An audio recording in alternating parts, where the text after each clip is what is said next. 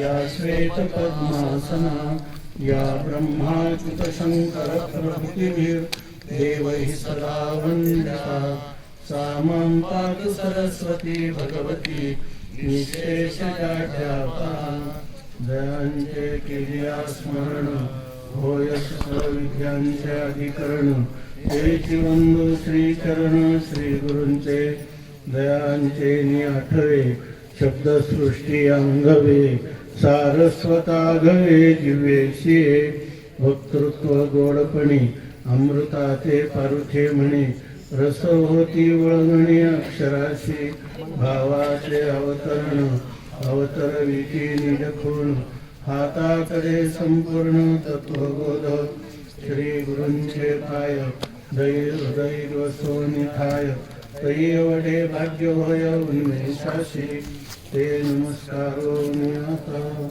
सच्चिदानंद रूपाय विश्वोत्पत्त्यादि Hathaway तापत्रय विनाशाय श्रीकृष्णाय वयं नमः यं प्रव्रजन्तमनुपेतमपेतकृत्यं द्वैपायनो विरह कातराजुहाव पुत्रेति तन्मयतया तरोभिनिदुस्तं सर्वभूतहृदयं मुनिमानतोऽस्मि जन्माद्यस्य यतोऽन्वयादितरतश्चार्थेष्वभिज्ञः स्वराट् तेने ब्रह्महृदाय आदिकवये मुह्यन्ति यत्सूरयः तेजो वारिमृदां यथा विनिमयो यत्र त्रिसर्गो मृषा धाम्ना स्वेन सदा निरस्तकुहकं सत्यं परं धीमहि सत्यं परं धीमहि सत्यं परं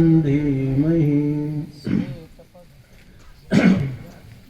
सर्ववेदांत सिद्धांत गोचरं तमगोचरं गोविंदं परमानन्दं सद्गुरुं प्रणतोऽस्म्यहं। जन्तूनां नरजन्म दुर्लभमतः पुंस्त्वं ततो विप्रता तस्माद् वैदिकधर्ममार्गपरता विद्वत्त्वमस्मात् परम् आत्मानात्मविवेचनं स्वनुभवो ब्रह्मात्मना संस्थितिः मुक्तिर्नो शतकोटिजन्म सुकृतैः पुण्यैर्विना लभ्यते।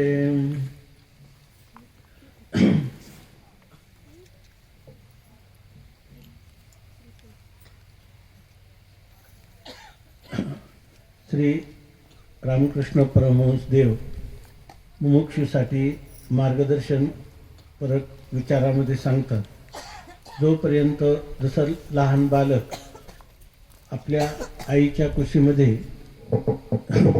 निर्भयपणाने त्या ठिकाणी वावरत असतं, त्याला स्वतःची कोणतीही चिंता नाही, तर त्याप्रमाणे ज्या वेळेला परमात्मा श्रीगुरूंच्या रूपाने आपल्या जीवनात येतो त्यावेळेला आपल्याला आपल्या जीवनामधलं उपास्य सेव्य जर कोण असेल तर ते श्रीगुरू आहे। श्रीगुरू हे साक्षात परमात्म्याचं स्वरूप आहे अशी ज्याची धारणा असते तो पुरुष याच देहात असताना त्याला जीवनमुक्तावस्था प्राप्त होऊ शकते।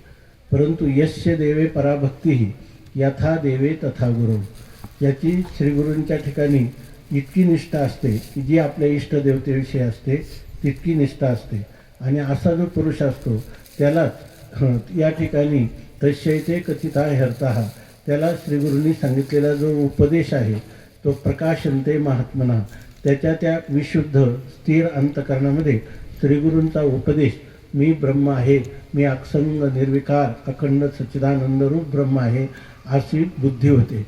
आणि त्यांनी असं सांगितलं आहे की करपात्रीजी स्वामींनी एक चिंतन सांगितलं की तस्यैते ही अकथिता अर्था, वेदामध्ये हा पाठभेद नाही, पण गुरुजींना जर सांगायचं काही विसरलं असेल तर ते सुद्धा त्याच्या अंतकरणात त्यांच्या प्रयाणानंतर देखील तो विचार किंवा तो सिद्धांत त्याच्या अंतकरणात यथार्थ रूपाने प्रगट होतो, असं गुरुसेवेचं महात्म्य सांगितलेलं आहे।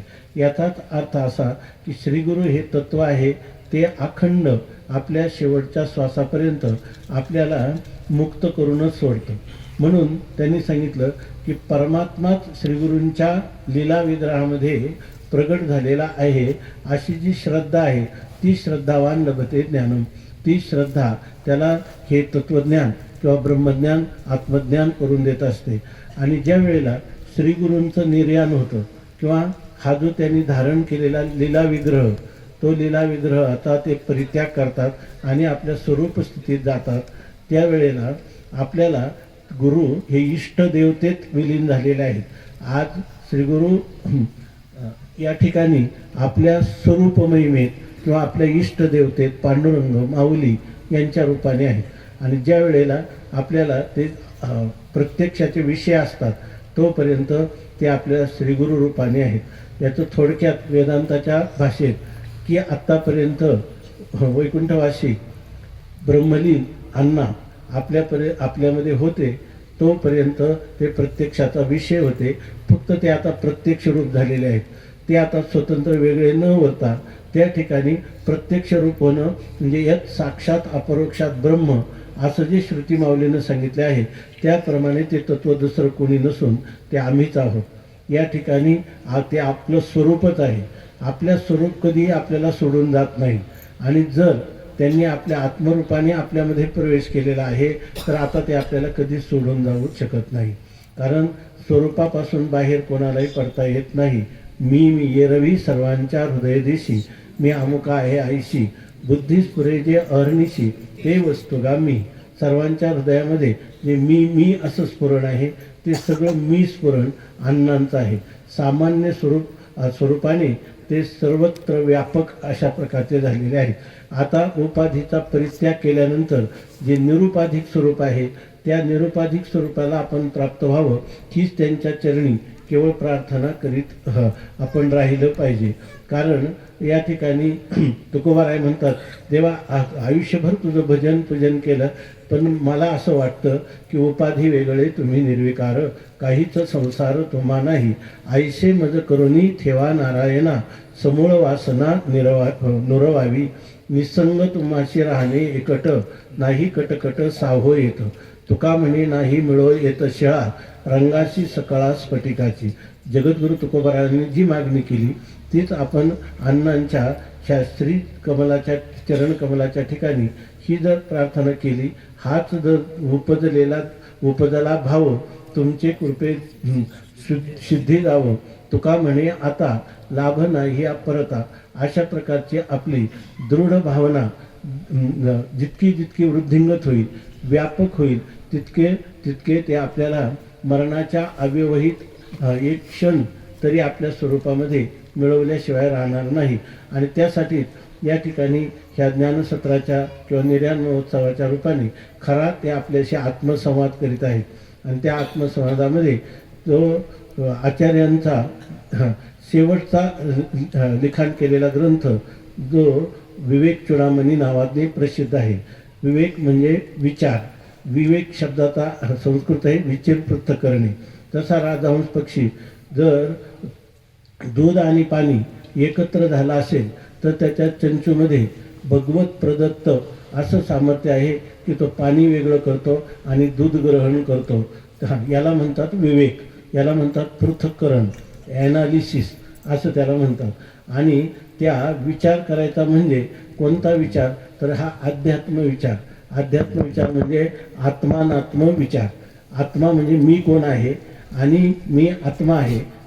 आत्मा अर्थात मी आणि अनात्मा म्हणजे आत्म्याच्या अतिरिक्त असणारं सर्व हे दृश्य जगत. हे सर्व दृश्य जगत काय आहे आणि मी कोण आहे याचा विचार जेव्हा होतो तेव्हा आत्मानात्म विवेक असं त्याला म्हणतात.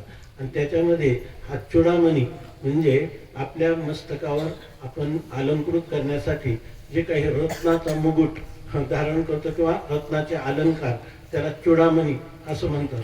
तर या ठिकाणी आपल्या जीवनामध्ये हा विवेक जो आहे त्या विवेक मूर्धन्य स्थानी जसं मस्तकाच्या अलंकाराने ते मस्तक शोभतं तसं आपलं जीवन जर या ठिकाणी दैदिप्यमान करायचं असेल, शोभायमान करायचं असेल, परिपूर्ण करायचं असेल तर अगदी थोडक्या शब्दामध्ये हा ग्रंथ आपल्याला सर्व वेदांताचं उपनिषदांचं सार सांगत आहे. आणि त्यामध्ये प्रथम या ठिकाणी आपल्याकडं अशी पद्धत आहे की जे जे लोक वेद प्रामाण्य मानतात त्यांना शिष्ट असं म्हणतात आणि शिष्टांची जी परंपरा आहे ती आपण पाळायची असते. त्याला पूर्वसुरी आपले पूर्वज असं त्या सुद्धा म्हणतात. किंवा ही गुरु परंपरा, त्या गुरु परंपरेमध्ये असं आलेलं आहे की कोणत्याही कार्याचा प्रारंभ करायचा झाला तर तो आपल्या इष्टदेवतेला किंवा श्रीगुरूंना वंदन करून परमात्म्याच्या सगुण अथवा निर्गुण रूपाला वंदन करणं. त्या वंदन करण्याचे 3 प्रकार आहेत. एकाला वस्तू निर्देश, त्याला आपण जे प्रथम प्रार्थना करतो त्याला मंगलाचरण म्हणतात. आणि त्या मंगलाचरणामध्ये श्रीगुरु किंवा इष्टदेवतेचं जे वर्णन करतात त्याच्यामध्ये एक नमनाचा प्रकार आहे. आपण तर कोणीतरी कनिष्ठ आहोत आणि ते श्रेष्ठ आहेत या भावनेने त्यांना केलेली वंदना किंवा नमन, त्याला नमस्क्रिया रूप मंगल म्हणतात आपलं. आणि त्यांच्याकडून आपल्या मनोगताचे पूर्ण करावं अशी केलेली प्रार्थना तिला या ठिकाणी आशीर्वादात्मक मंगल असं म्हणतात. आणि ज्याच्यामध्ये आपल्यापेक्षा श्रेष्ठता आहेत, आपण कनिष्ठ आहोत अशा रीतीनं त्यांची सेवेची अपेक्षा केलेली असते, त्याला नमस्क्रिया रूप मंगल म्हणतात आपल्या इष्टदेवतेला केलेलं.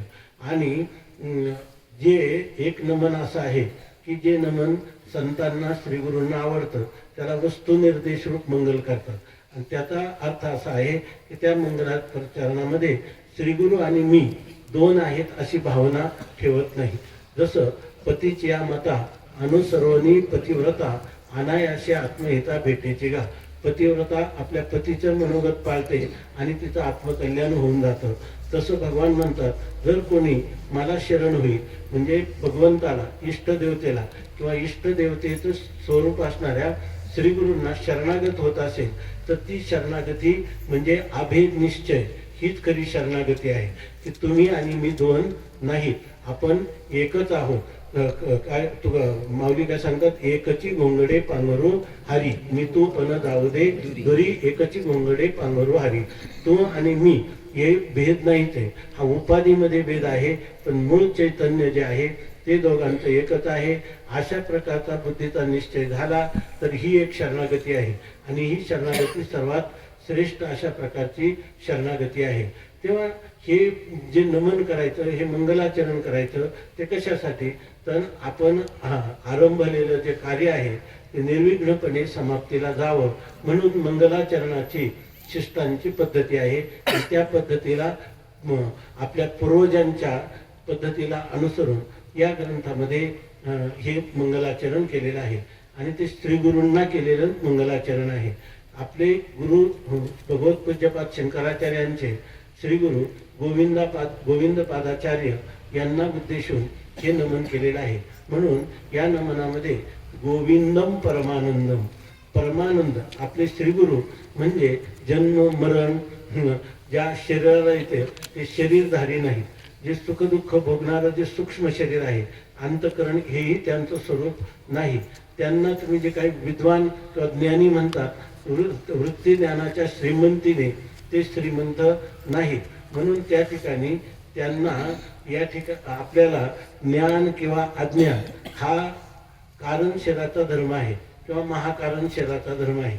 या ग्रंथामध्ये आपल्या वेदांत संप्रदायात स्थूल सूक्ष्म आणि कारण ही 3च शरीरं मानतात. पण या ग्रंथामध्ये स्थूल सूक्ष्म कारण आणि महाकारण असे 4 शरीरं मानलेले आहेत. आचार्यांनी स्वतः त्याचं वर्णन केलेलं आहे. तेव्हा या ठिकाणी माझे श्रीगुरु दुसरे तिसरे कोणी नसून ते माझा आत्मा आहे. अशा प्रकारचं जर ज्ञान झालं तर त्या पुरुषाने खरी श्रीगुरूंची सेवा केलेली आहे.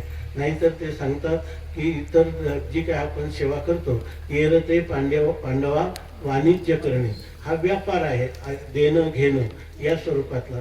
म्हणून श्रीगुरूंच्या ठिकाणी श्रीगुरु हे अमर आत्मा आहे, तो आत्मा मी आहे असा जेव्हा निश्चय होतो तेव्हा ह्या निश्चयावर श्रीगुरूंना जेवढी प्रसन्नता होती तितकी प्रसन्नता त्यांना बाह्य केलेल्या सेवेने प्राप्त होत नाही. म्हणून या ठिकाणी गोविंद असं त्यांचं नाव आहे. त्याच्यातून आणि त्यांचं नाव पण गोविंद आहे. गोभीर विंदते असं सांगतात. गो म्हणजे इंद्रिय, गो म्हणजे वाणी असा एक अर्थ आहे आणि गो म्हणजे वेद, असे गो शब्दाचे 3 अर्थ आहे. गोभिरुंदते म्हणजे वेद वचनाला अनुसरलं की जो मानवाच्या कल्याणासाठी प्रवृत्त झालेला ईश्वराच्या निश्वासातून अपौरुषेय अशा प्रकारचा शब्दराशी आहे तो वेद हा मनुष्याच्या मनुष्य जीवनामध्ये आपल्याला वेद परमात्म्याची प्राप्ती करून देतो. म्हणून त्याला गोविंद असं म्हटलेलं आहे. गोविंद, गो म्हणजे वाणी. आपण जर आपली वाणी म्हणजे त्याला वाचा म्हणतो. मनुष्याला काया, वाचा आणि मन ही 3 तत्व त्याच्या ठिकाणी आहेत. तर त्याने वाणीनं त्या परमात्म्याची सेवा केली. याचा अर्थ इतर प्राण्यांना वाणी नाही, मनुष्य प्राण्यालाच वाणी आहे. आणि ती वाणी कोणती आहे तर ही जी वेदवाणी आहे त्या वेदवाणीला अनुसरणारे त्याचंच निरूपण करणारे जे शब्द आहेत किंवा जे शास्त्र आहेत, सत्शास्त्र, उदाहरणार्थ श्रुती, स्मृती, पुराण किंवा संत वाङ्मय यातील शब्दांची जर आपण नित्य निरंतर सेवा करत गेलो तर त्या ठिकाणी त्या परमात्म्याच्या स्वरूपाचं यथार्थ ज्ञान होतं. आणि ही जी इंद्रिय आहेत, इंद्रिय, तर ही इंद्रिय आपण जर श्रीगुरु सेवा किंवा ईश्वर सेवेमध्ये प्रवृत्त केली तर तो परमात्मा प्राप्त होतो. ते इंद्रिय त्याच्याकडे प्रवृत्त करणं म्हणजे काय तर घेई घेई माझे वाचे गोड नाम विठोबाचे.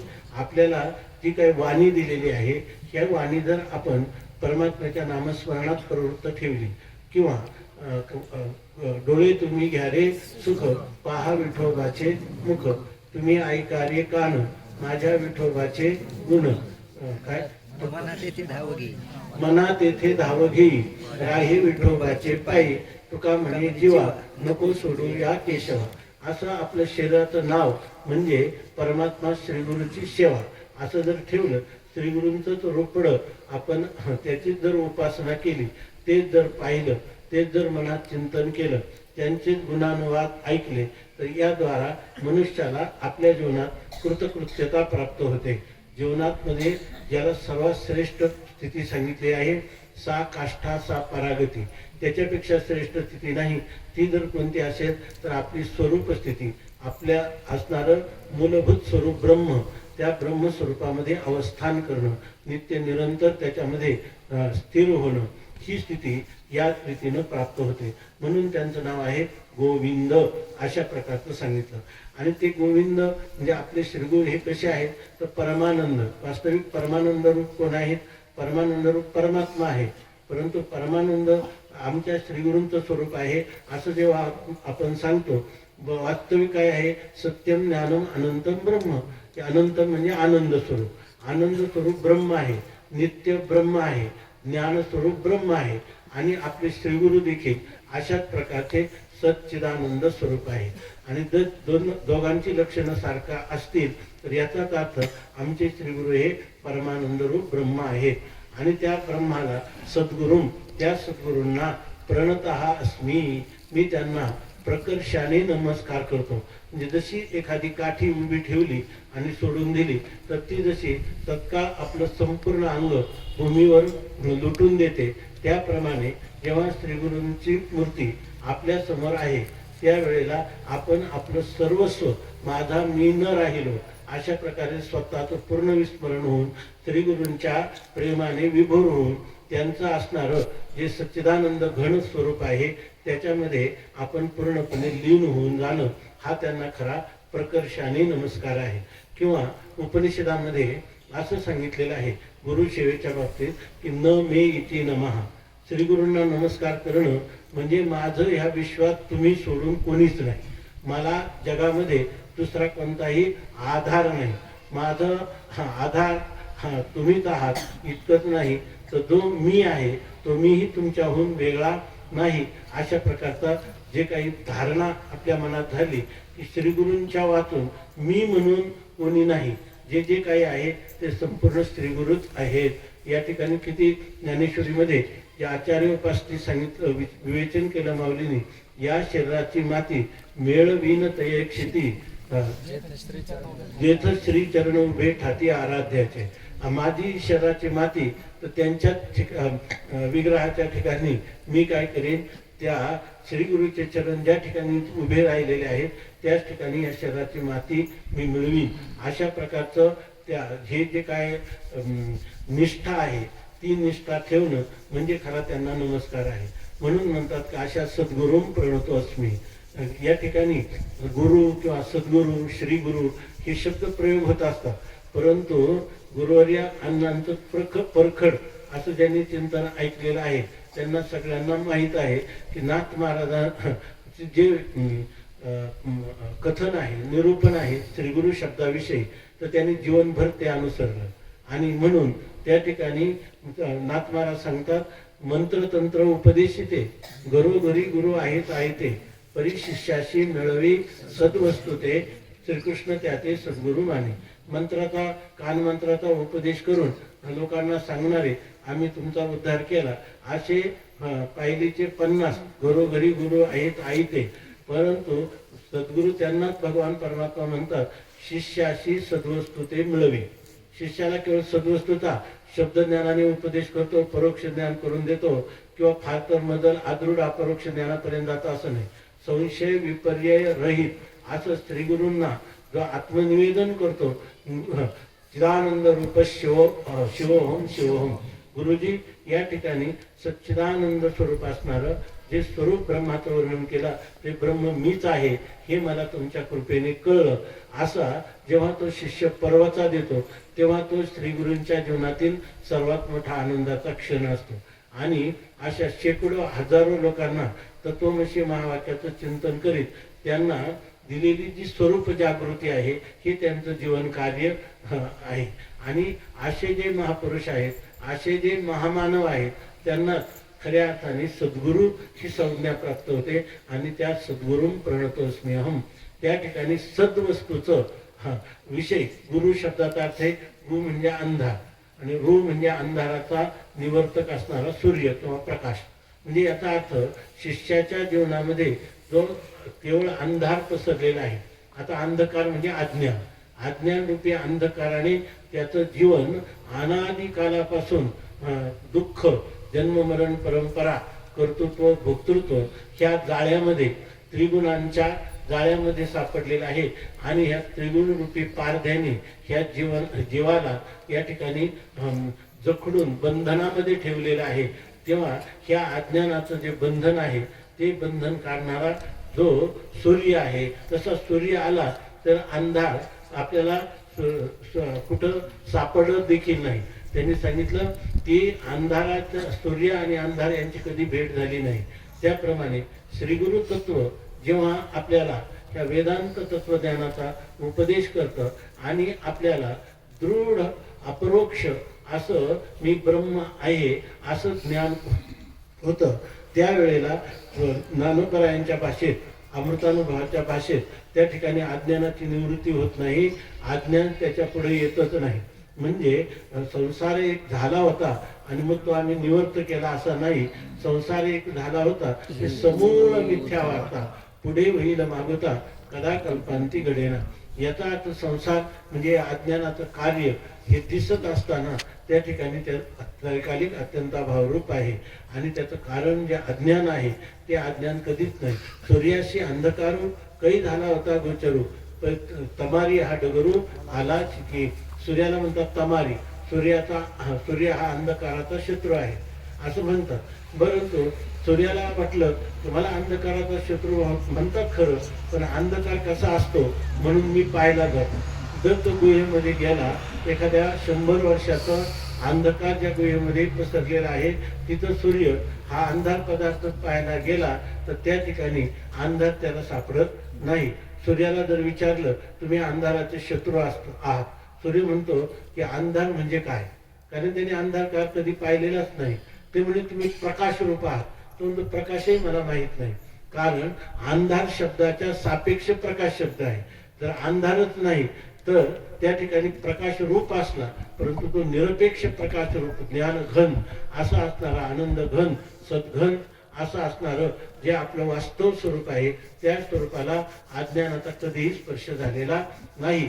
अशा प्रकारचं ज्ञान आणि अज्ञान यांच्या अतीत श्रीगुरु आपल्याला आपल्या स्वस्वरूपामध्ये स्थित करून देतात.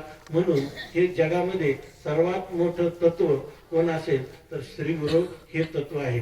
म्हणून त्या तत्वाला या ठिकाणी भगवत पूज्यपाद शंकराचार्य म्हणतात, सद्गुरुं प्रणतोस्म्यहम, मी त्या श्री गुरूंना प्रणाम करतो. बरेच लोक असं म्हणतात, खरं आम्ही अनेक ग्रंथ वाचतो आणि असं सांगतात की गुरु बिन कोण बतावे वाट, असं सांगतात.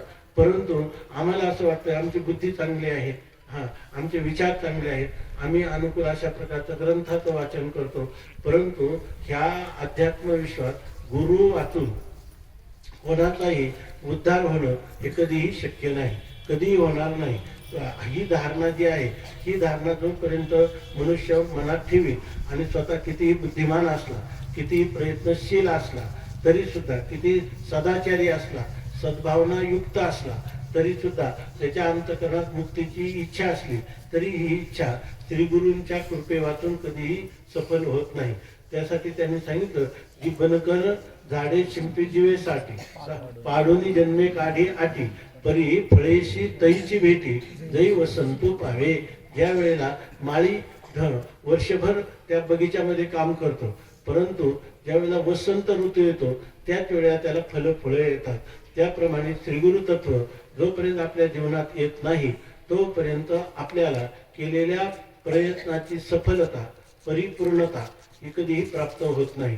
रामकृष्ण परमहंसांनी तर असं सांगितलेलं आहे, कोणीतरी त्यांना विचारलं की जीवनामध्ये त्यांच्या आश्रमामध्ये दक्षिणेश्वरला एक मनुष्य गेला आणि त्यांनी विचारलं की श्रीगुरूंची जीवनात काय आवश्यकता आहे, तुम्ही नेहमी गुरूंचं वर्णन करता पण गुरु जीवनात काय आवश्यक आहे असं. तेव्हा तितक्यामध्ये त्यांची चर्चा चालली होती, तितक्यात एक मनुष्य आला आणि तो तिथं एक वयस्कर मनुष्य होता, तो तिथं बसला होता आणि त्यांनी ही चर्चा ऐकली बसल्यानंतर. आणि तितक्यामध्ये दुसरा एक मनुष्य आला आणि तो एकदम घामाघूमून आला. तर त्यांनी सांगितलं, रामकृष्ण देवाने विचारलं, का बाबा तू इतका घामाघूम झाला, घाबरलेला दिसतो, काय कारण आहे? त्यांनी सांगितलं की मी त्या कलकत्त्याला ट्राम असतात आपल्या बस सारख्या रुळावरच्या गाड्या बस, तर त्याच्यामध्ये त्यांनी सांगितलं ट्राममध्ये माझा खिसा कापला, माझे पैसे गेले, त्याच्यात थोडे दागिने होते ते पण गेले. त्यांनी सांगितलं की तिथं तो सर्व संवाद तो म्हातारा ऐकत होता आणि त्यामुळे मला भीती वाटली. तर तितक्यात तो म्हटला, तुम्ही कोणत्या ट्रममध्ये बसले, कुठून बसले, कुठं उतरले असं विचारलं. तुम्ही उद्या 3 वाजता तुम्हाला हे पाकिट तुमचं मिळेल म्हणे, चिंता करू नका. त्यांना म्हटलं हा मनुष्य कसं काही तर सांगतो. आणि त्यांनी ते दुसऱ्या दिवशी ते पाकिट आणून दिलं. तेव्हा रामकृष्ण देवाने सांगितले, तू पैसे कसे काय आणून दिले? तो म्हटला की या परिसरामध्ये जेवढ्या चोऱ्या होतात त्या सर्व चोरांचा पुढारी मी आहे, कारण त्यांना हे चौर्य कर्म कसं करायचं ते मीच शिकवलेलं आहे.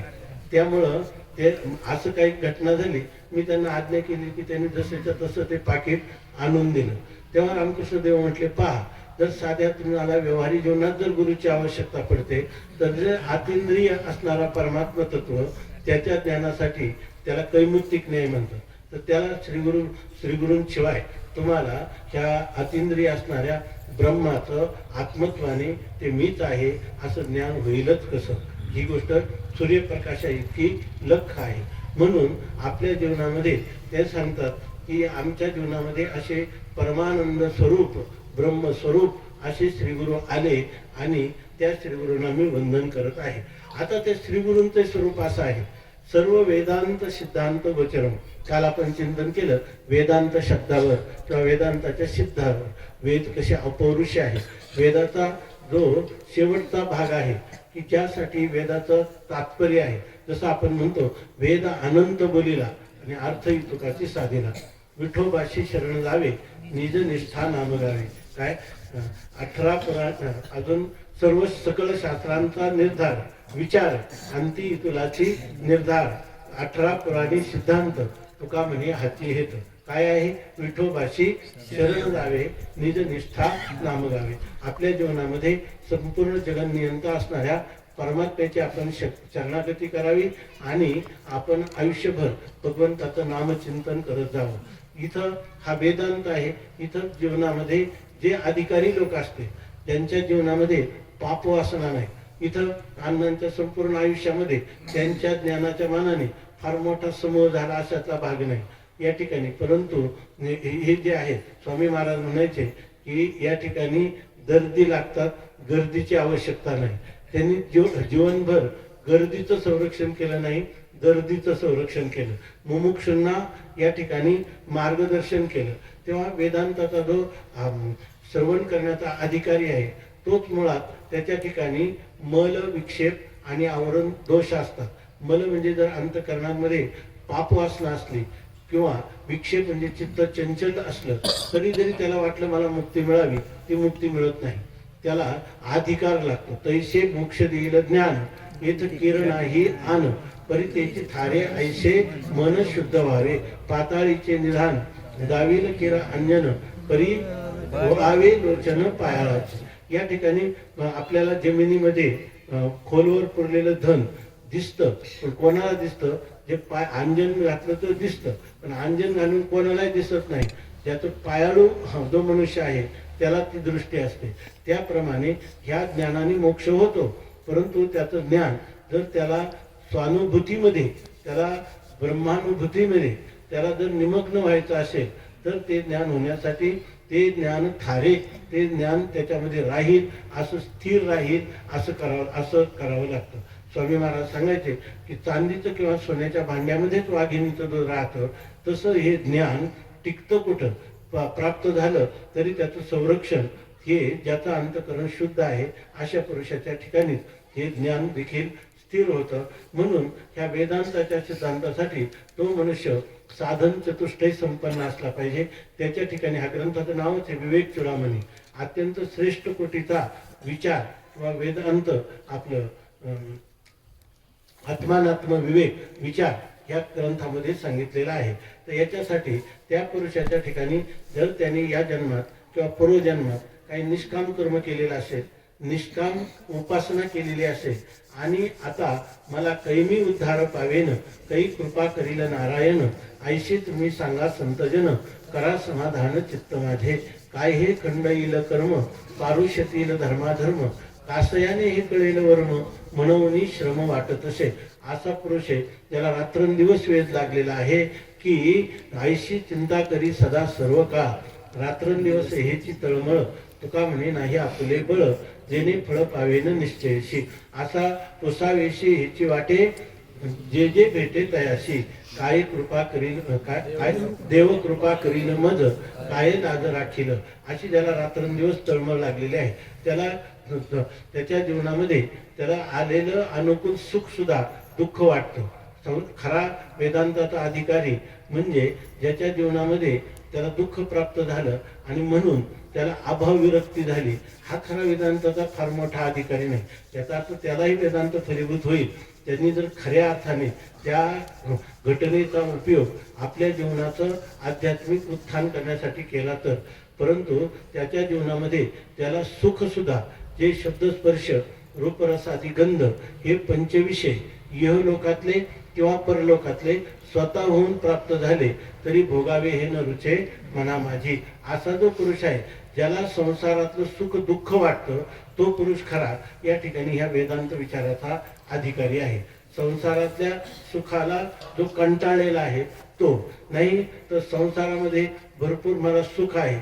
ज्या संसाराचं तुकोबाराय वर्णन करतात, म्हणून रुसलो संसारा सर्प हा विखार पांढरा तुझशी अंतर रे दातारा या दावेदारा निमित्त येणे मज भोगविल्या खानी नसता छंद लावेला मनी माजलो मी माझे भ्रमणी झाली बोडणी विटंबना. अशा प्रकारचा हा संसार आहे. सर्प हा पांढरा विखार, असं सर्प आपलं संसार हा पांढरा विखार सर्प आहे अशी तुकोबारायांची अनुभूती आहे. आणि त्या संसाराला जर आपल्या जीवनाला तो सुख देतो असं जर वाटत असेल तर खऱ्या अर्थाने तो वेदांत चिंतनाचा अधिकारी नाही. घडलेली गोष्ट सांगतो, कधी सांगितलेली असेल तर त्याच्यामध्ये एकदा स्वामी महाराजांच्या आश्रमामध्ये एक टेल्कोमध्ये मोठे अधिकारी होते. त्या काळात त्यांना 2 लाखापेक्षा पगार जास्त असेल आणि ते नेहमी स्वामीजींच्याकडे येत असायचे सुट्टीच्या दिवशी, गुरुवारच्या दिवशी. आणि तिथं काही पाठ चालायचा, मग ते ऐकायचे. परंतु ते म्हणायचे मला काही कळत नाही. स्वामी महाराज म्हटले की याला थोडा वेळ द्यावा लागतो म्हणजे तुम्हाला कळेल. मग ते नंतर ते सेवानिवृत्त झाले. आता ते बंगलोरला त्याच्यापेक्षा मोठ्या पोस्टवर आहेत. तर ते सेवानिवृत्त झाले. मग ते स्वामी महाराजांच्याकडे आले आणि त्यांनी सांगितलं, महाराज आता मी सेवानिवृत्त झालो, तर मला असं वाटतंय की तुमच्याकडून काहीतरी वेदांत समजून घ्यावा.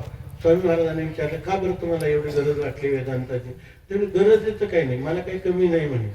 माझी 2 मुलं 2 सुना, दोन्ही म्हणजे 4ही नोकरीला आहे, पत्नी पण अनुकूल आहे, भरपूर पैसे आहेत, प्रत्येक मुलाचा अगोदरच फ्लॅट खरेदी करून ठेवलेले आहेत. अशा वेळेला मला कोणतंच बरं ह्या इंजिनिअरिंग क्षेत्रामध्ये माझं सर्वकडे गवगव आहे. भारतातल्या अनेक कंपन्या मेकॅनिकच्या मला बोलावतात, माझा लौकिकही चांगला आहे. तेव्हा मला असं वाटतं हे सगळं मला अनुकूलच आहे, संसारात कमी काही नाही. पण इथं आलं तर तुम्ही सारखे माया ब्रह्म गट पट असं म्हणतात, ह्या गोष्टी काही माझ्या बुद्धीत आरूढ होत नाही. तेव्हा ते समजावून घ्यावा. आणि त्याला मी सगळा वेळ माझ्याकडे तर नाही, मी प्रत्येक गुरुवारी 1 तासभर येत जाईल आणि त्याच्यामध्ये 2 गुरुवारमध्ये 1 गुरुवारी येत जाईल. कारण का तर त्या काही कामं असतात ती करावं लागतं आणि महिन्यातले 2 गुरुवारी येईल. आणि त्यावेळेला तुम्ही मला ह्या माया आणि ब्रह्माचं विशेष करून मला समजूत करून द्या. तेव्हा स्वामी महाराज म्हटले, वेड्या चालता होईतून म्हटले, तू पहिल्यांदा मला संसारात काही कमी नाही, म्हणजे त्याला दुःखरूप संसार आहे हे ज्याला कळलं नाही तो हे ब्रह्माचं चिंतन काय करणार आहे. ब्रह्म आणि माया त्यांच्या त्यांच्या ठिकाणी सुखरूप आहेत, तू तुझ्या घरी सुखरूप जा, अशा प्रकाराने त्यांनी सांगितलं. याचाच अर्थ आहे की संसारात पदोपदी दुःख असताना जर आपल्याला त्याच्यात सुख वाटलं तर तो मनुष्य हे वेदांताचं चिंतन करत नाही. ज्याला ह्या ऐहिक किंवा पारलौकिक जीवनातले हे दिव्य विषय असो किंवा हे भौतिक विषय असो, ह्या विषयात सुख मुळीच नाही. आणि त्याच्यात जर कोणी रस घेत असेल तर त्याला हे वेदांत चिंतन करता येणार नाही. म्हणून आपलं शरीर जरी संसारात जरी असलं तरी अंतःकरणामध्ये हा विवेक, हा आत्मानात्म विवेक, वैराग्य ज्याच्या अंतःकरणात आहे, ज्याच्या अंतःकरणात पाप वासना नाही, ज्याच्या अंतःकरणाची चंचलता नाही, आणि ह्या गोष्टी ज्याने निष्काम कर्माचं अनुष्ठान केलेलं आहे, निष्काम उपासना केलेली आहे, नंतर जो गुरु सेवेमध्ये प्रवृत्त झालेला आहे आणि जो ह्यासाठी आपलं संपूर्ण जीवन समर्पित करायला तयार आहे, अशा पुरुषाला हे जे उपदेश आहे आता सांगितलं ना, त्याप्रमाणे श्री गुरूंनी केलेले सगळे उपदेश त्याला फलीभूत होतात, त्याच्या अनुभवाला येतात. आता तुम्ही म्हणाल एवढं सांगितलेलं अधिकार तर नाही, आम्ही कसा वेदांताचं श्रवण करायचं की नाही. जर विषय समजत असेल आणि त्याच्यामध्ये आनंद होत असेल तर अवश्य श्रवण करावं. कारण यज्ञ, याग, तप, दान याच्यापेक्षा श्रवणामध्ये अधिक पुण्य निर्माण होतं. त्याच्यामध्ये मधुसूदनीमध्ये एक श्लोक कुठल्या तरी पुराणातला किंवा कुठला दिलेला आहे, त्याच्यामध्ये त्यांनी स्पष्ट असं म्हटलेलं आहे, जेव्हा मनुष्य वेदांत श्रवण करण्यासाठी आपल्या घरापासून निघतो तर त्याला 1 पावलाला आपल्या घरापासून कथेचं जे स्थान आहे तिथं जाईपर्यंत प्रत्येक पावलाला त्याला 80 कृच्छ्र आणि चांद्रायण व्रत केल्याचं पुण्य लागतं. म्हणजे तिथं जाऊन झोपायचं नाही, तिथं जाऊन सावधपणे ऐकायचं, प्रयत्न करायचा, जरी नाही समजलं तरी परमात्म्याला प्रार्थना करायची. असा प्रकारचा जर मनुष्य असेल तर 1 महिन्याचं एक हे कृच्छ्र किंवा चांद्रायण व्रत आहे.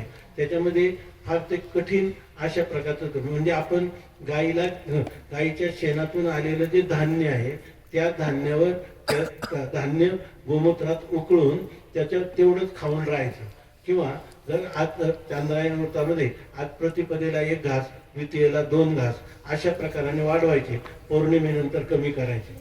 असं जे 1 महिन्याचं व्रत आहे, अशी जवळजवळ 84 महिन्याला एक हे व्रत होतं. तर असं एका पावलाला हे 84 महिने व्रत केल्याचं पुण्य लाभतं. एवढं हे श्रवणामध्ये आहे. आणि श्रवणामध्ये आपली बुद्धी जागृत होते, मन चांगला संकल्प करायला तयार होतं. श्रवणामध्ये आपल्याला आपलं हित कळल्यामुळं आपली इंद्रिय निषिद्ध गोष्टी करून प्रवृत्त होतात. म्हणून मनुष्याला श्रवण त्याने करीत राहावं. पण त्या श्रवणाचं परिपूर्ण फल जर त्याला पाहिजे असेल तर अधिकारा वाचून नाही. तेव्हा श्रवण जर आपल्याला कळत असेल, त्याच्यामध्ये आपल्याला आनंद येत असेल तर आपल्याला खरं ऐकलंच पाहिजे. स्वामी महाराज सांगायचे, काही लोक म्हणतात की डोक्यावरून जातं कळत नाही, पण जर तुम्ही ऐकायला बसूनही कळत नाही तर न ऐकल्यावर कधी कळेल. पण त्याला विलाजही दुसरा काही नाही, ऐकल्याशिवाय विलाज पण नाही. म्हणून स्वामी महाराज एक गोष्ट सांगायचे नेहमी की मनुष्याने वेदांत श्रवण करीत जाणं का आवश्यक आहे, ते कधी ना कधी त्याला करावंच लागणार आहे. त्यासाठी ते एक उदाहरण द्यायचे. एका सावकाराकडून एका कुळाने 100 रुपये उसने घेतले आणि तुमचे अमक्या वेळेला व्याजासहित देईल सांगितले, परंतु तो देऊ शकला नाही. तेव्हा त्या सावकाराने त्याला सारखी मागणी केली. त्यांनी सांगितलं की महाराज मी तुमचे 100 रुपये देऊ शकत नाही, दुसरे काही मला शासन करा. त्यांनी सांगितलं मी तुला या ठिकाणी 100 मिरच्या खायला सांगतो, तर 100 मिरच्या खाल्ल्या तर 100 रुपये सोडून दे. त्यांनी सांगितलं काय होईल थोडी तोंडाच्या खाऊ मिरच्या, 100 रुपयाचं सावकाराचं हे टुमणं आपलं थांबून जाईल. त्यांनी सुरुवात केल्या. आता तुम्ही सांगा 100 मिरच्या कोणी खाऊ शकेल का? 10-5 खाल्ल्या, सगळ्या डोळ्यातून नाकातून पाणी. त्यांनी सांगितलं हे करू शकत नाही, पेक्षा तुमचे पैसेच देऊन टाकेल. पुन्हा सावकार आला, त्यांनी सांगितलं पैसे दे. त्यांनी सांगितलं मिरच्या आणि 100 रुपये सोडून सांगा. त्यांनी सांगितलं 100 कांदे. 100 कांदे त्यांनी लहान लहान बोऱ्या कांद्याच्या घेतल्या. त्याला वाटलं एवढं होईल, मिरच्या इतकं तीक्ष्ण तर नाही, परंतु कांदा हा पदार्थ मिरचीपेक्षाही त्याचा आमच्या आयुर्वेदमध्ये त्याला कटुरस म्हणतात, म्हणजे तिखट रस. तर त्यात इतका तिखट आहे आणि एका एका पेशीवर इतका परिणाम करणार आहे, तर त्याला मिरचीपेक्षा ते व्यथा जास्त झाली. त्यांनी त्यावेळेला सांगितलं कांदा आता मी तुम्हाला पैसे देईन. सावकार आला त्यावेळेला त्यांनी सांगितलं पुन्हा आल्यावर कांदा मिरची आणि 100 रुपये सोडून दुसरं शासन करा. त्यांनी सांगितलं मी तुला 100 जोडे मारी. यांनी विचार केला काही जरी झालं 100 जोडे होईल, पाठीला थोडी इजा, 5-10 रुपये डॉक्टरांना इकडून तेल मलम काही लावून, म्हणून तो तयार झाला. आपल्याला माहित आहे पूर्वीच्या काळामध्ये नालाचे जोडे असत, कातळ्याला पुन्हा खाली नाल त्याला खिळे ठोकलेले आणि त्या घोड्याला वगैरे घालतात अजून, तसे त्यांनी मारायला सुरुवात केली. पाठीचं दिरडं झालं. मग त्यांनी सांगितलं मला वाचवा आता. ते म्हणे आता वाचणं नाही, इजा बिजा तिजा, आता मला 100 रुपये टाक, नाहीतर मी 100 जोडे टाकणार. त्यांनी सांगितलं तसं करू नका. मग त्यांनी शेवटी म्हटलं मार थांबवा, मी तुमचे पैसे देतो. गेला कुठेतरी विष्णे पासणे करून आणले आणि दिले पण. पण स्वामी महाराज म्हणायचे 100 रुपये जर द्यायचेच होते तर मिरच्या खाऊन कांदे खाऊन जोडे खाऊन देण्यापेक्षा अगोदर देणं चांगलं होतं ना. तसं जर आपल्याला हा मानवी देह प्राप्त झाला तर याच्यामध्ये कधीच्या कधी, कारण असं सांगितलंय शास्त्राने तमेव विदित्वा अतिमृत्युमेती नान्य हा पंथा विद्यते अयनाय. अयन म्हणजे मोक्ष. मोक्षाला दुसरा पंथ मार्ग कोणताच नाही. कोणता मार्ग आहे? तम एव विदित्वा, त्या परमात्म्याला जर तुम्ही तो परमात्मा माझा आत्मा आहे, तो परमात्मा मीच आहे असं जर जाणलं तर मनुष्य मृत्यूचं उल्लंघन करू शकतो. त्याचा हा शेवटचा जन्म असतो. एकदा तो मरण पावला की पुन्हा कधी आईच्या गर्भामध्ये त्याला यावं लागत नाही. आणि जोपर्यंत आईच्या गर्भात येतो तर तोपर्यंत काय त्याला पुनरपि जननम पुनरपि मरणम पुनरपि जननी जठरे शयनम यह संसारे. त्या जन्म मरणाच्या परंपरेमध्ये किती जन्म घ्यावा लागेल हे सांगता येत नाही. किती जन्म झाला फेरा गणित नाही जी दातारा, पडिलो आवर्ती भोवरा ओळसा थोरा माया जाळे. अशा प्रकारची त्याची स्थिती आहे. तेव्हा त्याला कधी ना कधी मी कोण आहे या प्रश्नाचं उत्तर शोधावंच लागत आहे. तर आता हा मानव जन्म प्राप्त झाला, याच्यामध्ये त्यांनी हे करावं केले होते. याची जन्मे यात असा एक मनुष्य जन्म असा आहे की या मनुष्य जन्मामध्ये मनुष्याला आपल्या स्वस्वरूपाचं ओळख करून घेता येते. म्हणून आणि त्याचं साधन काय आहे तर त्या परमात्म्याला जाणणं. आणि त्या ज्ञानाचं साधन काय आहे तर परमात्म्याच्या स्वरूपाचं श्रवण करणं, ऐकणं. हा सामान्य शब्द, त्याला श्रवण करणं म्हणजे ऐकणं. याच्यासाठी भागवतामध्ये एक श्लोक आलेला आहे. तुम्ही म्हणता ऐकणं, त्याला पाहिलं चालणार नाही का? त्याचं वर्णन केलं, त्याच्याकडे तीर्थयात्रेच्या रूपाने मंदिराधिकामध्ये तीर्थामध्ये गेलं, तसं नाही. परमात्मा हा प्राप्त होण्याचं मार्ग कोणता आहे याविषयी भागवतामध्ये सांगितलं. काय प्रविष्ट हा कर्णरंध्रेण स्वानान भाव सरोरोहम दोनोती शमनम कृष्ण सलीलस्य यथा शरद. याचा अर्थ असा आहे की या ठिकाणी शरद ऋतूमध्ये जी पौर्णिमा असते त्याला पाणी कसं एकदम शुद्ध स्थिर अशा स्वरूपाचं राहतं, गढूळपणा त्याच्यामध्ये नसतो. अशा प्रकारचा परमात्म्याचं विशुद्ध स्वरूप जर आपल्या अंतःकरणामध्ये प्रविष्ट करायचा असेल तर ते दुसरं कशाने होऊ शकत नाही. काय प्रविष्ट हा कर्णरंध्रेण, कानाच्या बिळातून परमात्मा आपल्या अंतःकरणात जात असतो.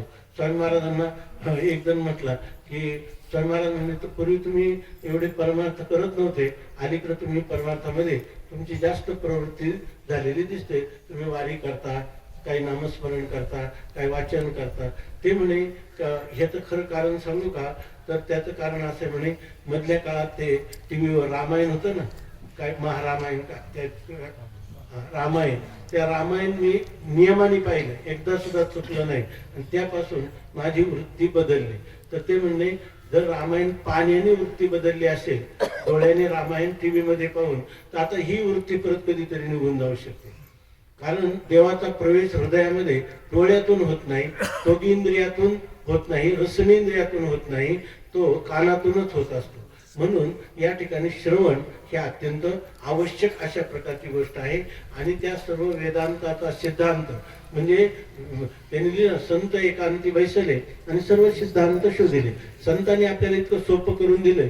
त्यांनी ह्या सर्व वेदरूपी अथांग सागराचं मंथन केलं आणि त्याच्यातून हे अशा प्रकारचे ज्ञानेश्वरी, अमृतानुभव, गाथा हे जे ग्रंथ आहेत या सर्व ह्या वेदांत सिद्धांत रूपाने त्याचं मंथन करून त्याचा निर्णायक अर्थ आपल्याला कोणतेही कष्ट न करता, जसं स्वामी महाराज सांगायचे की शेतकरी असतो तो चांगल्या प्रकारचं बीज पहिल्यांदा उत्पन्न करतो. ते बीज शेतीमध्ये पेरतो आणि कापणी, मळणी, सगळं कुंपणी सर्व करून तो आपल्या घरामध्ये ठेवतो आणि जसं लागेल तसं त्या कंदीतून धान्य काढतो.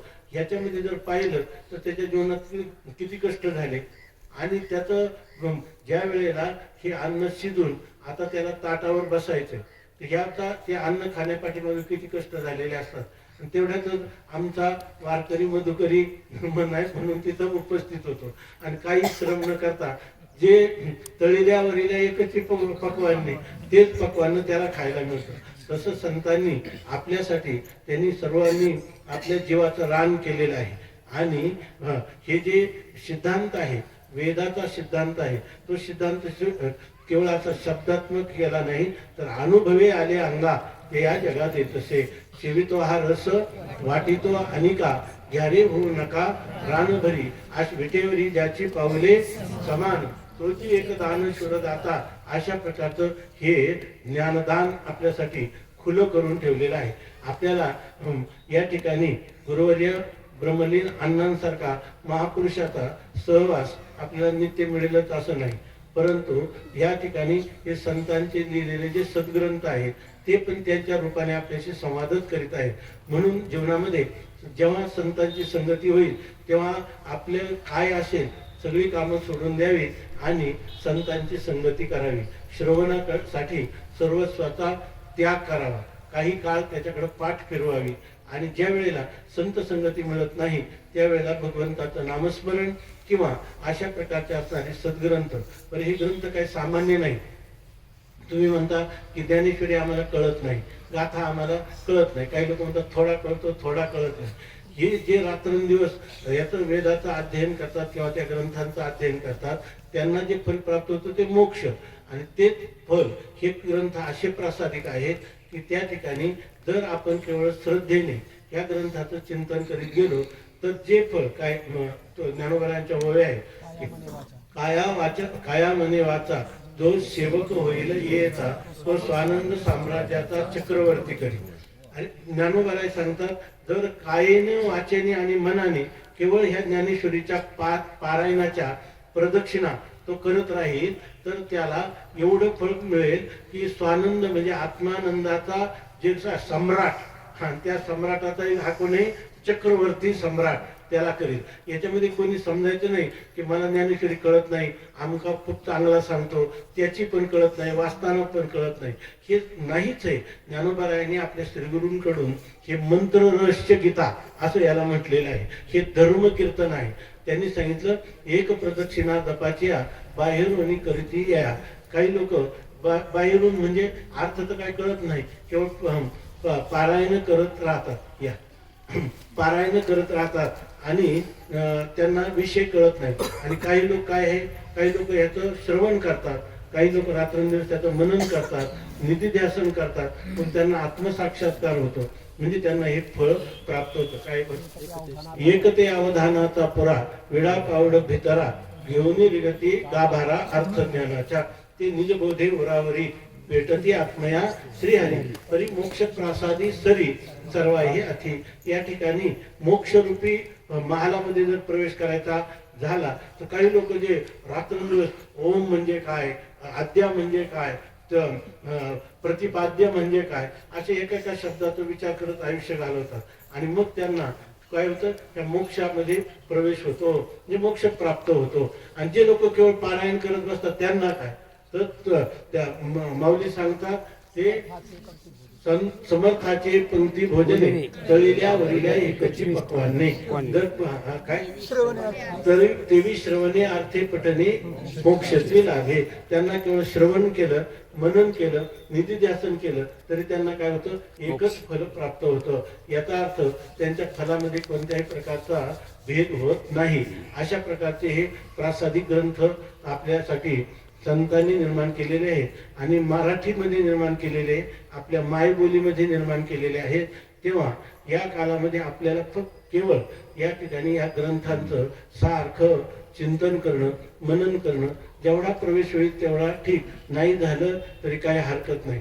आम्ही आळंदीमध्ये म्हणजे किमान 3-4 लोकांना असं पाहिलेलं आहे, आता एक जण आहे सध्या, की ह्या ग्रंथाच्या पारायणाने ज्यांना कुठलंही काही येत नाही. आता एक विद्यार्थी, त्याला वाचता येते, लिहिता नाही, आता तो संस्थेत प्रवेश घ्यायचा तर त्याला तो प्रवेश लिहिता येत नाही, मग प्रवेश कसा मिळायचा असे चालले. तर आम्ही 66 वर्षाची एक म्हातारी होते, आमच्या अतिशय परिचयाची झाली होती चातुर्मास्यामध्ये. तर ती आळंदीला आल्यानंतर चातुर्मास्य संपल्यावर ती म्हणायची मला शिकवा, मला लिहायला शिकवा आणि वाचायला शिकवा, लिहायला नाही शिकलं तर वाचायला शिकवा. तर 66 वर्षाच्या आजीला काय करणार, आम्ही म्हटलं तू फक्त आता एवढंच कर की हे वाचण्याचं आम्ही शिकवतो. तिने अंकलिपी आणली, आम्ही क ख शिकवायचो, दुसऱ्या दिवशी ती खला क गला प अशीच म्हणायची. असं झालं आम्ही स्वामीजींना सांगितलं की ही आजी आमच्याकडे येते, आम्हाला अभ्यास करू देत नाही, शिकवा म्हणते, पण ते लक्षात काय येत नाही. 1 महिना होऊन गेला होता. स्वामीजी म्हणले तिला इकडे घेऊन ये. मग आम्ही त्या आजीला घेऊन गेलो. मग स्वामीजींनी सांगितलं हे पोरं काय तुला शिकवणार आहेत, मी सांगतो ते ऐकणार का तू? ते म्हणे ऐकणार. ते म्हणे ऐकणार का करणार? म्हणे करणार. मग काय करायचं, तर त्यांनी सांगितलं तुझं दररोज एक ज्ञानेश्वरीचं पारायण झालं पाहिजे. अहो पारायण मला जर वाचताच येत नाही तर मी काय पारायण करणार? ते म्हणे तुला सांगतो की प्रत्येक शब्दावर बोट ठेवायचं, माऊली माऊली करायचं, तुला वाचता येईल. 6 महिन्यानंतर म्हातारीने एकदम सुरुवात केली, देवाचे द्वारे उभा क्षणभरी. ते म्हणून त्या शेजारच्या बाईला तिने विचारले बरोबर आहे का मी वाचले? ते बरोबर होते. तिला इतका आनंद झाला की याच्यामध्ये ती वाचायला लागली. आता तिचा देहपात झालेला आहे. परंतु असे लोक ह्या ग्रंथामध्ये तुम्हाला भौतिक व्यवहारातले अक्षर ओळख करून घेण्याची जर सामर्थ्य आहे तर जे अक्षर परब्रह्म त्याचं तुमच्या हृदयात प्रागट्य होणं हे ज्याचं उद्दिष्ट आहे, अशा ज्ञानोबरायांनी लिहिलेले ग्रंथ तुम्हाला आत्मसात नाही होणार तर कोणाला होणार? अशा प्रकारे. आणि एवढं असू नये, जर आपण वर्तमानपत्र, TV याच्यामध्ये वेळ घालत असो तर आपण श्रीमंत बापाची दरिद्री मुलं आहेत असं स्वामी महाराज सांगायचे. म्हणून या ठिकाणी गीता माऊली नसे जाणे जाणे.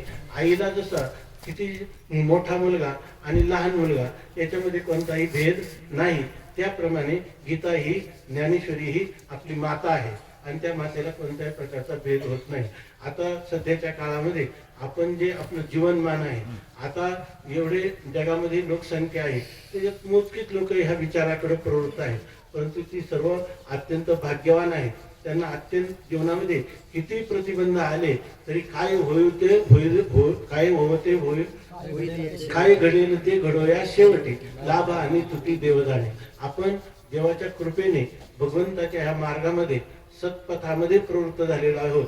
तर आता काही झालं तरी आपल्याला परत जायचं नाही.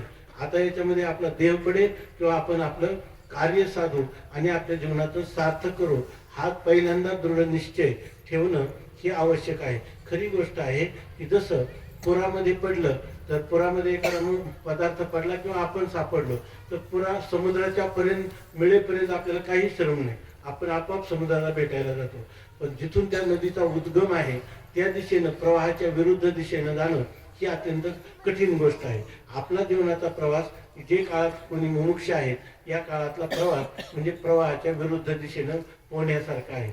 परंतु काही जरी झालं तरी सुद्धा या ठिकाणी आपण परत माघारी परतायचं नाही. आता असा जर दृढ निश्चय ठेवला तर आपल्या जीवनाचं सोनं झाल्याशिवाय कधी राहणार नाही.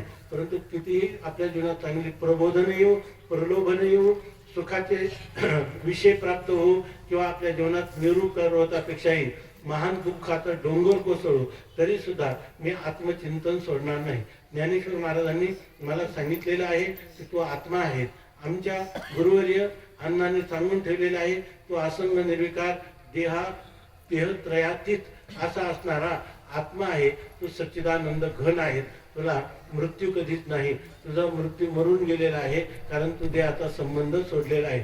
तुझं सुख दुःख गेलेलं आहे कारण तू सूक्ष्म शरीराचा संबंध सोडलेला आहे. आता तुझं अज्ञान गेलेलं आहे कारण तू ह्या कारण शरीराचा जो संबंध आहे तो संबंध सोडलेला आहे. अशा या ठिकाणी जर आपण दृढ निष्ठा ठेवली तर आपल्याला बाहेरचं आपलं जीवन कदाचित या ठिकाणी दारिद्र्य असेल, कोणाला रोग असतील, कोणाला अपकीर्ती प्राप्त होईल, कीर्ती प्राप्त हो, आरोग्य संपन्न असो, कसंही असलं तरी परमार्थ करायचा. आपल्या संतांचं जीवन काय म्हणजे हेच आपल्याला शिकवतं. बरेच लोक काय म्हणतात की आमच्या जीवनामध्ये अजून आमच्या काही जबाबदारी आहेत, आमची काही कर्तव्य आहेत. मग ही कर्तव्य संपल्यानंतर आम्ही या ठिकाणी मात्र परमार्थ करू. परंतु असं म्हणायचं नाही. प्रथम काय आहे, आपल्या जीवनाचं प्रथम कर्तव्य आहे परमार्थ. जसं स्वामी महाराज सांगायचे, आपल्या पक्वांना, आपल्या ताटामध्ये जेव्हा पक्वान्न वाढतात तेव्हा त्या पक्वान्नाबरोबर कोशिंबीर पण असते, लोणचे पापड पण असतात, चटणी पण असते, त्या ठिकाणी याचा चपाती पुरी पण असते, गुलाबजामुन असतात. तर जो खरा भोजनाचा रुची घेणारा आहे तो काय करतो, हे बाकीचं तोंडी लावण्यासारखं आहे. आणि प्रमुख काय असेल तर त्याच्या जीवनामध्ये तो प्रथम कशाला महत्त्व देतो, पक्वान्नाला महत्त्व देतो. तसं आपल्या जीवनामध्ये एक क्षणभंगूर जीवन आहे. याच्यामध्ये आपले शरीरामध्ये प्राण कसे राहिले हे आश्चर्य आहे, प्राण कसे गेले हे आश्चर्य नाही. कारण ह्या शरीराला 3.5 कोटी रंध्र आहे. त्याच्यानंतर मुख, नासिका किंवा नेत्र, गुदद्वार, मूत्रद्वार किती रंध्र आहेत. एका क्षणात प्राण कधीही जाऊ शकतात. म्हणून आपण सर्वात प्राधान्य आपल्या जीवनामध्ये ज्या मार्ग आपण निवडलेला आहे त्याला आपण अधिक प्राधान्य दिलं पाहिजे. अशा प्रकारचं संतांचं सांगणं आहे. आणि संतांनी हे आयतं आपल्याला दिलेलं आहे. ही संतांनी आपल्याला जर सांगितलेला जो मार्ग आहे तो का म्हणे, तुम्ही चला याची वाटे, याच वाटेने जा, पांडुरंग तुम्हाला निश्चित भेट देणार. संती हे पहिले लाविले निशान, ते नाम होई खरी मुखे गरजो. अशा प्रकारची स्थिती आहे. म्हणून या ठिकाणी आपल्या जीवनामध्ये किती सुख आहे, किती दुःख आहे याचा विचार करायचा नाही. आपण जेव्हा आपल्याला स्वप्न पडतं त्या स्वप्नामधल्या सुखदुःखांचा विचार करतो का? कधीच करत नाही. त्याप्रमाणे सुखदुःखाचा विचार करण्यापेक्षा आपल्याला मी कोण आहे, परमात्मा तत्व काय आहे, त्या परमात्म्याचं चिंतन करणं हे माझं परम कर्तव्य आहे. आज माझ्या जीवनात परमार्थ चिंतन जितकं झालं तेवढा मी लाभात आहे, आणि संसार चिंतन जितकं झालं तेवढा माझा तोटा झालेला आहे, तेवढी माझी हानी झालेली आहे. रमण रीतीमध्ये साधू लोकांच्या कुटी आहे. अखंडानंद स्वामींनी लिहिलं, मी नवीन आलो म्हणतात त्यावेळेला अनेक साधू एकत्र यायचे आणि त्यांचं बोलणं व्हायचं. मी एक दिवस त्यांच्यात बसलो म्हणे आणि त्यांचं चाललं होतं, कसं चाललं आज तुमचं, कसं काय? ते म्हणे आज माझा जवळजवळ 5,000चा तोटा झाला. एकाने सांगितलं आज माझा 7,000चा लाभ झाला. असे बोलायचे. ते म्हणले हे सर्व कौपिनधारी संन्यासी आणि यांचा सारखा लाभ नफा तोटा आमचा संसारातला विषय आहे, नफा तोटा यांचा कोणता आहे? तर त्यांना काही कळे ना. बरं कोणी काही आर्थिक व्यवहाराचं आदान प्रदान हे करीत नव्हतं. पण दररोज बसले की आज काही नाही, आज फारच आमचं आज तर जवळजवळ 10,000चा तोटा झाला. तेव्हा त्यांनी त्या साधूंना विचारलं, नेमकं तुमचा फायदा तोटा म्हणजे लाभ नफा किंवा तोटा याचं काय गणित आहे, काय कळलं नाही. मग त्यांनी सांगितलं की आमचं प्रत्येकाचं ठरलेलं आहे की किती आज जप करायचं हे ठरलेलं आहे.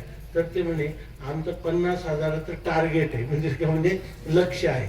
तर 50,000पेक्षा जर 60,000 झाला तर 10,000 फायदा झाला आणि 45,000 झाला तर 5,000 तोटा झाला. अशा प्रकारचं हे अध्यात्म जीवनाचं एक गणित आहे. आणि याच्यामध्ये आपण त्याच्यासाठी काही झालं तरी आपल्या जीवनात सर्वात प्रधानता ह्या परमार्थ चिंतनाला किंवा परमार्थ साधनेला देणं आवश्यक आहे. आणि बाहेरचे होणारे परिणाम जे आहेत ते परिणाम आपल्या अंतःकरणाला विचलित करू शकत नाही. जर आपल्या मनाचा दृढ निश्चय असला तर निश्चयाचे बळ तुका म्हणे त्याची फळ.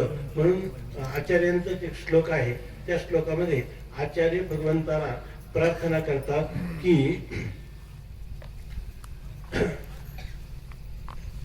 आचार्यांचा एक श्लोक आहे की दररोज आयुष्याचा एक एक क्षण कमी आयुर्गच्छति पश्यताम प्रतिदिनम याति क्षयम यौवनम प्रत्यायांति गतः पुनर्न दिवसः कालो जगत भक्षकः लक्ष्मी स्तोय तरंग भंग चपला विद्युच्चलम जीवितम तस्मान माम शरणागतम शरणद स्वरक्ष रक्षाधना. मराठीतून त्याचा अर्थ सांगतो की आचार्य भगवान परमात्म्यापुढे उभं राहून प्रार्थना करतात, हे परमात्मन आयुर्गच्छति पश्यताम, तूच पहा माझं आयुष्य जे आहे ते एक एक दिवसाने कमी कमी होत चाललेलं आहे. कालो आयुर नश्यति पश्यताम प्रतिदिनम, प्रत्येक दिवशी हा आयुष्याचा क्षय होत आहे. आणि आयुर्गच्छति पश्यताम प्रतिदिनम याति क्षयम यौवनम, माझं या ठिकाणी यौवन म्हणजे जे तारुण्य आहे ते तारुण्य सुद्धा क्षयाकडे चाललेलं आहे. माझी जी लक्ष्मी आहे ती धन वगैरे आहे ते जसं एखाद्या पाण्यात तरंग उत्पन्न व्हावा आणि नष्ट व्हावा अशा प्रकारचं हे जीवन आहे. लक्ष्मी स्तोय तरंग भंग चपला. आणि हे आयुष्य तर कधी जाईल, विद्युत चलम जीवितम, जसं एखादं आकाशामध्ये वीज चमकावी आणि क्षणात नाहीशी व्हावी, आयुष्य कधी संपून जाईल हे सांगता येत नाही. म्हणून ते सांगतात मग तस्मात, म्हणून हे परमात्मन शरणागतम, मी तुला शरणागत झालेला आहे तेव्हा तू माझं रक्षण कर, अशा प्रकारची प्रार्थना करतात. जेव्हा मनुष्य जीवन आपलं किती क्षणभंगूर आहे, किती अनित्य आहे, त्या शरीराधिकामध्ये किती दोष दर्शन आहे, किती पारतंत्र्य जीवाला या जीवनामध्ये आहे. आणि याचा जर तो सारखा विचार करील तर त्याला या ठिकाणी लवकरच वैराग्याची प्राप्ती होईल. कारण जोपर्यंत या शरीराविषयी आसक्ती ठेवून आपण अमरपट्टा घेऊन आलो असंच लोक वागत असतात. नाही तर कोणी त्या कोर्ट कचेऱ्या ईर्ष्या कलह स्पर्धा वाद विवाद केले नसते. मनुष्य कधीही आपल्या जीवनाचं एक क्षणभंगूर जीवन आहे असा विचार करत नाही. आणि जर मनुष्याला ह्या आयुष्याचं असं स्वरूप कळलं मानवी जीवनाचं तर तो तत्काळ सावधान होतो. स्वामी महाराजांची घडलेली गोष्ट सांगायचे ते नेहमी. त्यांचा एक मित्र होता भिवाजी म्हणून सुरेगावला. तर ते लहानपणापासून मित्र होते. स्वामी महाराज त्याला नेहमी म्हणायचे, त्यांना काशीची आवड होती, ऋषिकेश बद्रीनाथला नेहमी जायचे. मग ते श्रीमंत होता, मेंढपाळ होता. त्याला ते म्हणायचे की चल आपण ऋषिकेशला जाऊ, हरिद्वारला जाऊ. तो म्हणायचा मला कामातून सवड नाही, आता पुढच्या वेळेला मात्र मी तुमच्या बरोबर येईल. असं बऱ्याच वेळा तो म्हणायचा. स्वामी महाराज म्हणायचे आणि तो कारण पुढं करायचा. एक दिवस अचानक स्वामी त्यांच्या खळ्यामध्ये बसले होते, तिथं तो आला आणि त्यांनी सांगितलं, स्वामी म्हणजे त्यांना ते आप्पा म्हणत असत. ते म्हणे श्रीधर आप्पा आपल्याला उद्या बद्रीनाथला जायचं. ते म्हणे का बरं, आता काय माझी तयारी नाही. ते म्हणे त्याची काय काळजी करू नको, मी 5 मेंढ्या विकून आलेले आदर, आणि आपल्याला दोघांना जाता येईल एवढे पैसे आपल्याजवळ आहेत, आपल्याला जायचं. पण म्हणजे तुला मी वर्षानुवर्ष म्हणतो तरी तो आला नाही आणि आज का म्हणून तो जायचं म्हणतो. मग त्यांनी कारण सांगितलं. दुपारी मेंढ्या आपल्या उन्हाळ्याच्या दिवसामध्ये त्या आंब्याच्या सावलीला बसवल्या आणि त्या आंब्याचा एक पाड मोठा आंबा फळ मोठं होतं खाली पडला आणि त्या खाली असणारे त्याच्या मेंढीनं तो खाण्याचा प्रयत्न केला. तो मोठा पाठ तिच्या गळ्यात अडकला आणि तिने पाय खोडायला सुरुवात केली आणि त्याचा प्रयत्न करेपर्यंत तिचा प्राणाचं उत्क्रमण झालं, ती मेली. असं झाल्यावर ते शांतच झाला. त्यांनी विचार केला आपले असंच होईल एखाद दिवस, पण त्या आता आपल्याला काहीतरी सावधानता झाली पाहिजे. आपण जे म्हणतो आपणना की आपण नंतर जाऊ, आता आपणच घेऊन आपण जाऊ. तेव्हा त्यांनी सांगितलं की असं हा जो प्रकार घडला त्यामुळे मला असं वाटलं. याचाच अर्थ असा आहे, मरणाची टांगती तलवार आपल्या जवळ डोक्यावर आहे असं जेव्हा आपल्या लक्षात येतं त्यावेळेला मनुष्याच्या अंतःकरणात प्रयत्न वाचून वैराग्याचा भाव आपोआप उत्पन्न व्हायला लागतो. म्हणून या ठिकाणी अशा प्रकारचा आपलं अध्यात्म जीवन एकतर इकडं बौद्ध सुकृताची जोडी म्हणून विठ्ठली आवडी आपल्या अनंत पुण्याने या ठिकाणी आपली प्रवृत्ती होते. तेव्हा हे जीवनाचं जरी आपल्याला आता हे गुरुवारी दादा आहेत ज्यांच्या जीवनाचा स्थायी भावच पांडुरंग झालेला आहे, इतकं जरी आपल्याला घडलं नाही तर असे महान आदर्श आपल्या समोर असले किंवा गुरुवारी अण्णांसारखे आदर्श आपल्या समोर असतील तर आपल्या जीवनामध्ये आपण काही ना काही उत्थान करण्याचा प्रयत्न करतो. असो या ठिकाणी आपण ह्या मंगलाचरणाचं चिंतन करण्याचा प्रयत्न केला. सर्व वेदांत सिद्धांत, वेदांताचा जो सिद्धांत म्हणजे निर्णय आहे काय, ब्रह्मसत्य जगत मिथ्या जीवो ब्रह्मयो न अपराहा, याचा हा जो सिद्धांत आहे तर ते ब्रह्म अतींद्रिय असल्यामुळे तो अगोचर आहे. म्हणजे ते अगोचर आहे म्हणजे हाताने घेता येत नाही, पायी त्याच्यापर्यंत जात नाही, डोळ्यांनी ते दिसत नाही, कानाने ते ऐकता येत नाही. असं इतकं सूक्ष्म आहे, इतकं सूक्ष्म की माऊलींनी सांगितलं आकाश याच्याने पाळवे गाळून घेतले, आकाशाच्या पदरातून ते गाळून घ्यावं इतकं ते सूक्ष्म आहे. दृश्यते सूक्ष्मया बुद्ध्या, काय दृश्यते त्वग्रया बुद्ध्या सूक्ष्मया सूक्ष्मदर्शिभी, असं अत्यंत सूक्ष्म तत्व आहे. पण गुरु कृपेनं काही पण होऊ शकतं. गुरुंनी कृपा केली तर त्या ठिकाणी त्याला आपलं आत्मतत्व तळ हाताच्या आवळ्या इतकं स्पष्ट दिसतं आणि तम अगोचर. ते जर गुरु कृपा झाली तर आपल्याला गुरूंचं आपलं स्वतःचं तात्विक स्वरूप आपल्याला कळतं. असे जे श्री गुरु आहेत गोविंदपाद, त्या गोविंदपादांना तम गोविंदम नमामि, तम गोविंदम परमानंदम सद्गुरू, त्या सद्गुरू गोविंद पादांना अहम प्रणतः अस्मी, मी त्यांना वंदन करतो, बाह्यही वंदन करतो आणि आभ्यंतर त्यांचा आणि माझ्यामध्ये असणाऱ्या ऐक्याचा निश्चय, हेच कोणी मंगलाचरण, हेच खरं कोणतं नमन आहे. म्हणून भगवान स्वतः सांगतात मद लागी शरण गेले, मला शरण आला आणि जीवत पेची असले आणि म्हणतो का मी जीव आहे, मी सुखी दुःखी आहे, मी कर्ता भक्त आहे, देवा मी अनाथ अपराधी, कर्महीन मती मंद बुद्धी. पहिल्यांदा प्रार्थना ठीक आहे, आयुष्यभर तेच म्हणत बसायचं कारण अनाथ आहे अपराधी. अरे श्रीगुरु सारखं तत्व जर परमात्मा श्रीगुरूचं रूप घेऊन तुझ्या जीवनात आला, तो जर तुला तुझ्या स्वरूपाची ओळख करून देत आहे, ओळख करून दिली आहे आणि अशा वेळेला तू कायमच मी मार्का आहे, मी सुखीदुःखी आहे म्हणशील तर या ठिकाणी तू स्वतः या ठिकाणी तू त्याला न्यूनगंड म्हणतात. त्या ठिकाणी तू स्वतः हतबल झालेला आहे, कारण नसताना तू मरत आहे, कारण नसताना दुःख भोगत आहे. तेव्हा मी श्रीगुरुपुत्र आहे, त्यांनी मला असं सांगितलेलं आहे तत्वमसी, ते ब्रह्मत्व आहे, ते ब्रह्म उत्पन्न झालं नाही, नाश झाला नाही, ते अविनाशी आहे, त्याच्यामध्ये कोणताही विकार होत नाही, कोणत्याही विकाराचा त्याला स्पर्श होत नाही, ते अमर तत्व आहे, ते ज्ञानघन आहे, ते आनंद घन आहे, ते नित्य आहे, शुद्ध आहे, बुद्ध आहे, ते नित्य मुक्त अशा स्वरूपात आहे. त्या ठिकाणी होणारा हा नामरूप संबंध जाती क्रिया भेदू आकाराशीच प्रवादू वस्तूशी नाही. या ठिकाणी नामरूप उपाधीमुळं त्या ठिकाणी जी अनेकता दिसते ती खरी नाही, तर त्याच्यामध्ये असणारं जे एकरूपत्व आहे, नित्यत्व आहे, तेच वास्तव आहे, तेच वेदाने सांगितलेलं आहे, तोच वेदाचा सिद्धांत आहे आणि तो सिद्धांताचा जी अनुभूती आहे ती सुसंवेद्य आहे, इंद्रियांना अगोचर आहे. परंतु इंद्रियांना अगोचर असणारा असा दिव्य अलौकिक अनुभव देखील श्री गुरु कृपेने मला प्राप्त झाला, मला त्याचं फलानुभूती झाली आणि म्हणून मग काय ते शास्त्र अहो शास्त्रम पंचदशीमध्ये म्हणतात काय ते वेदांत शास्त्र, त्याचा मी आधार घेतला आणि मी काय आनंदात आहोत. अहो वयम, आमच्यासारखं कृतार्थ आम्हीच आहोत असं म्हणतात.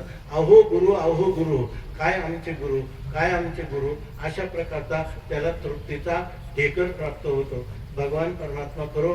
आणि या ठिकाणी ब्रह्मलीन, श्रोत्रिय, ब्रह्मनिष्ठ, प्रातस्मरणीय, वंदनीय अण्णांच्या ह्या स्मृती निमित्ताने, या निर्याण महोत्सवानिमित्ताने अण्णांच्या अंतकरणात मुमुक्षुविषयी असणारी तळमळ ती आपल्या अंतकरणात स्फुरद्रूप हो आणि त्याची अनुभूती आपल्याला हो. म्हणून या ठिकाणी ही शब्द समनांजली या ठिकाणी आपण त्यांच्या चरणी समर्पित करून या ठिकाणी आम्हाला मरणाच्या अव्यवहित एक क्षण का होईना, अण्णा तुम्ही ज्या स्थितीत संत गेले दया ठाया देवराया पाववी, अशा प्रकारचे त्यांच्या चरणी आपण प्रार्थना करून आजच्या चिंतनाला विराम देऊ. कुंडली कवरदा विठ्ठल श्री ज्ञानदेव